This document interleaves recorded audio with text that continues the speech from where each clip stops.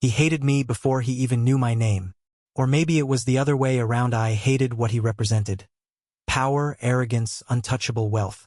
But fate doesn't ask if you're ready. It throws you into the fire and waits to see if you burn or if you rise. I never expected my first assignment at Sterling Enterprises to become the storm that would rewrite everything I thought I knew about myself. Working under Ethan Sterling, America's youngest self-made billionaire, was supposed to be temporary.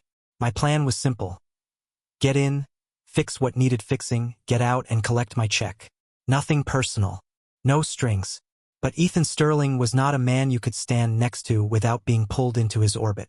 When I first met him in that boardroom, it felt like the city itself went silent. He didn't just walk into a room, consumed it. His jawline was sharp enough to cut glass. His eyes so gray they looked like a thunderstorm about to break. And the way he spoke, measured, cold, precise, made everyone else shrink into their chairs. Except me. I had promised myself I wouldn't flinch.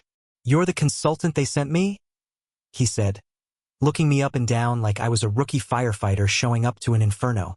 "That's right," I replied, forcing confidence into my tone, even though my heartbeat was betraying me. "You've got a mess. I'm here to clean it up." For the briefest second, the corner of his mouth twitched, as if he wasn't used to people challenging him. That second was all it took to ignite something reckless inside me. The days blurred into late nights, contracts, endless cups of black coffee, and too many encounters where his hand brushed mine by accident or maybe not by accident at all.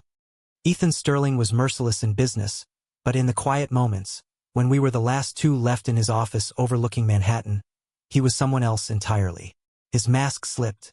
One night, rain hammered against the glass walls, and I caught him staring at the city like it carried the weight of his past. "Do you ever wonder what it costs to be who they expect you to be?" he asked suddenly, his voice low, almost raw. I didn't know how to answer at first. "All the time," I whispered. When he looked at me, there was something unspoken in his eyes, a hunger not for control or power, but for connection. That night changed everything. We didn't kiss. We didn't touch. But the silence between us was louder than thunder. Of course, nothing about us was simple. Rumors started. Whispers spread. The company was bleeding from the inside out, and I was supposed to fix it, not fall for the man responsible for its storms. My friends warned me. My boss told me I was insane. Even I told myself to stop. But Ethan made it impossible. One evening, when a deal went south and millions were on the line, he lost his composure for the first time. He slammed his fist against the desk, his voice breaking. "They don't care if I succeed. They just want me to fall. And why are you still here? You could walk away. You should. I should have." Instead, I closed the space between us. "Because I see you. Not the CEO. Not the billionaire. Just you." That was when his defenses finally shattered. His lips met mine, urgent and desperate, like he'd been holding his breath for years and finally let it out.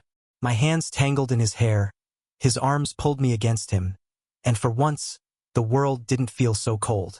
But love never comes without a price. The next morning, the story broke. Someone had leaked photos, grainy, stolen moments of us too close in the office, too familiar in the car, too vulnerable for the tabloids to ignore. Overnight, I was painted as the man sleeping his way into power, the scandal threatening the empire Ethan had built. "You need to go," Ethan told me, his voice breaking in ways I had never heard. "They'll destroy you if you stay. And I can't protect you." My chest ached like someone had reached inside and torn something vital from me. "Is that what you want? For me to disappear?" His silence was answer enough. I walked out of Sterling Enterprises with my heart in pieces, convincing myself it was better this way, that he was better off without me. Weeks turned into months. I tried to bury myself in new work, new faces, but nothing filled the hollow place he had carved inside me. Every skyline reminded me of him. Every suit jacket carried his scent. Every storm reminded me of those gray eyes. And then, one evening, my phone buzzed. Unknown number. Just 3 words. "I need you." I didn't think. I just went. When I arrived at his penthouse, he was standing by the window, the city lights painting him in gold and shadow. But this time, there was no armor. No arrogance.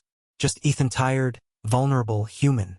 "I thought letting you go would protect you," he admitted, his voice unsteady. But all it did was destroy me. I don't care what they say. I don't care what it costs. I can't keep pretending I don't. I cut him off with a kiss.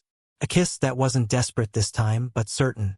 Because somewhere along the way, amidst the chaos, the pain, and the risk, I had stopped being just the man executing a plan. I had become the man he chose. Love doesn't follow rules. It doesn't ask permission. Crashes into you, wrecks you, rebuilds you. And when you're lucky, it gives you the courage to fight for it, no matter the odds. Ethan Sterling wasn't just a billionaire CEO anymore. He was the man who tore down his walls for me. And I wasn't just the consultant who walked into his empire with a plan. I was the one who walked away with his heart. Thank you for listening. Don't forget to like and subscribe to stay updated with the latest videos.